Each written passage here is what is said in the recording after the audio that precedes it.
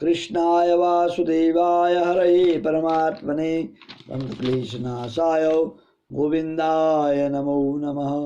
हरे कृष्णा कृष्णा कृष्णा हरे हरे, हरे राम राम राम हरे हरे।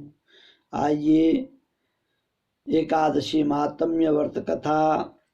फागुन मास के कृष्ण पक्ष की एकादशी का नाम विजया है। विजय एकादशी भगवान श्री राम जी ने लंका पर चढ़ाई करते समय रावण पर विजय प्राप्ति की कामना से इस एकादशी का व्रत किया और भगवान राम जी को राज्य की प्राप्ति हुई और समस्त कामनाएं पूर्ण की। और विजय एकादशी के दिन भगवान विष्णु का पूजन किया जाता है। कथा इस प्रकार से। जया एकादशी कथा सुनने के पश्चात धर्मराज युधिष्ठिर ने भगवान श्री कृष्ण से प्रार्थना की, हे वासुदेव, फागुन मास कृष्ण पक्ष की एकादशी का क्या नाम है और इस व्रत को किस प्रकार से करना चाहिए और इस एकादशी के व्रत करने से क्या फल की प्राप्ति होती है, यह कथा आप विस्तार पूर्वक मुझसे बताइए, मुझसे कहिए। तब योगेश्वर भगवान श्री कृष्ण ने धर्मराज युधिष्ठिर से कहा, हे राजेंद्र, फागुन मास के कृष्ण पक्ष की इस सर्वसिद्धिदायक एकादशी का नाम विजया है और इस विजय एकादशी को के महात्म्य के सुनने व पढ़ने मात्र से ही समस्त पाप ताप नष्ट हो जाते हैं। प्राचीन कथा सुनाते हुए भगवान श्री कृष्ण ने कहा, एक समय नारद जी ब्रह्मा जी के पास जाकर के प्रश्न किया। ब्रह्मा जी ने नारद से कहा, हे नारद जी, ध्यान पूर्वक सुनो, मैं आपको कथा सुनाता हूँ। रामायण के प्रसंग का वर्णन करते हुए ब्रह्मा जी ने कहा, त्रेता युग में मर्यादा पुरुषोत्तम भगवान राम लक्ष्मण सीता सहित जब वनवास को गए तो पंचवटी नामक स्थान से दुष्ट रावण ने माता सीता का हरण कर लिया और माता सीता के खोज में भगवान राम और लक्ष्मण घूमते घूमते जब मरणासन जटायु के पास पहुंचे, जटायु ने उन्हें माता का वृत्तांत सुना करके स्वर्ग लोक चले गए। कुछ आगे जा करके उनकी सुग्रीव से मित्रता हुई, बाली का वध किया। हनुमान जी ने लंका में जाकर के सीता जी का पता लगाया, उनसे श्री रामचंद्र जी एवं सुग्रीव की मित्रता का वर्णन किया। वहां से लौटकर हनुमान जी श्री रामचंद्र जी के पास आए और सब समाचार कहे। श्री रामचंद्र जी ने वानर सेना सहित सुग्रीव की सम्मति से लंका को प्रस्थान किया। जब श्री रामचंद्र जी ने समुद्र के किनारे पहुंचे तब उन्होंने मगरमच्छ आदि से युक्त अथाह समुद्र को देख करके लक्ष्मण से कहा, इस समुद्र को हम किस प्रकार पार कर सकेंगे। लक्ष्मण जी ने कहा, लक्ष्मण जी कहने लगे, हे पुरुषोत्तम, आप सब कुछ जानते हैं।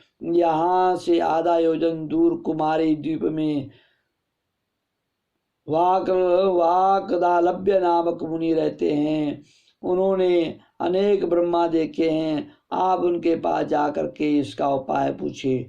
लक्ष्मण जी के इस प्रकार के वचन सुनकर श्री रामचंद्र जी वकदालभ्य ऋषि के पास गए और उनको प्रणाम करके बैठ गए। मुनि ने उनसे पूछा, हे राम, आपका आना कैसे हुआ। रामचंद्र जी कहने लगे, हे ऋषिवर, मैं अपनी सेना से यहाँ आया हूँ, राक्षसों को जीतने के लिए लंका जा रहा हूँ। आप कृपा करके समुद्र पार करने का कोई उपाय बताइए, मैं इसी कारण आपके पास आया हूँ। महर्षि वक्तालभ्य बोले, हे दशरथ पुत्र राम, फागुन मास के कृष्ण पक्ष की एकादशी का व्रत करके निश्चय ही आपकी विजय होगी। आप फागुन मास विजय एकादशी का व्रत कीजिए और उस व्रत के प्रताप से आपकी विजय अवश्य होगी। साथ ही आप समुद्र भी अवश्य पार कर लेंगे। इस व्रत की विधि यह है कि दशमी के दिन स्वर्ण, चांदी, तांबा या मिट्टी का एक घड़ा लेकर उससे जल से भरकर उस पर 5 पल्लव रखें। तत्पश्चात वेदी स्थापित करें। 7 अनाज एक जगह मिलाकर घड़ा रखने हेतु वेदी बनाएं और घड़े के ऊपर जौ रखें। जौ के ऊपर भगवान श्री नारायण की स्वर्ण प्रतिमा स्थापित करें। एकादशी के दिन स्नान आदि नित्य कर्म से निवृत्त होकर धूप, दीप, नैवेद्य, नारियल आदि से भगवान की पूजा करके वह दिन भक्ति पूर्वक घड़े के सामने व्यतीत करें और रात्रि को भी उसी जगह बैठ करके जागरण करना चाहिए। द्वादशी के दिन नदी, तालाब के किनारे स्नान करें। स्नान निवृत्ति होने के पश्चात घड़े को ब्राह्मण को दान देना चाहिए। यदि तुम इस व्रत को सेनापतियों के साथ करोगे तो अवश्य ही विजय प्राप्ति होगी। इसके पश्चात श्री रामचंद्र जी ने विधि पूर्वक विजय एकादशी का व्रत किया और इसके प्रभाव से लंका में राक्षसों पर विजय पाई। अतः हे राजन, जो मनुष्य इस व्रत को विधि पूर्वक करेगा उसे दोनों लोकों में विजय की प्राप्ति होगी।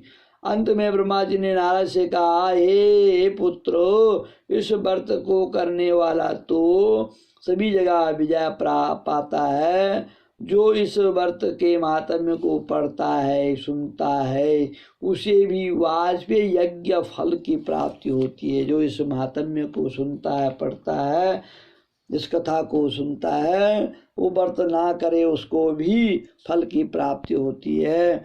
तो बोले एकादशी महात्म्य की जय, विजय एकादशी महात्म्य की जय। मैं आचार्य चंद्रभूषण, मेरा यूट्यूब चैनल आप सब्सक्राइब करें, लाइक करें, शेयर करें और इसी प्रकार से हम आपके बीच में धार्मिक कथाएं यूट्यूब चैनल के माध्यम से आपको सुनाते रहेंगे। जय जय श्री राधे। 11 मार्च को महाशिवरात्रि का व्रत है, तो अवश्य ही धूमधाम से शिवरात्रि मनाएं और शिव की रात्रि भगवान शंकर की मंगलमय रात्रि, जो मनुष्य का कल्याण करने वाली रात्रि है।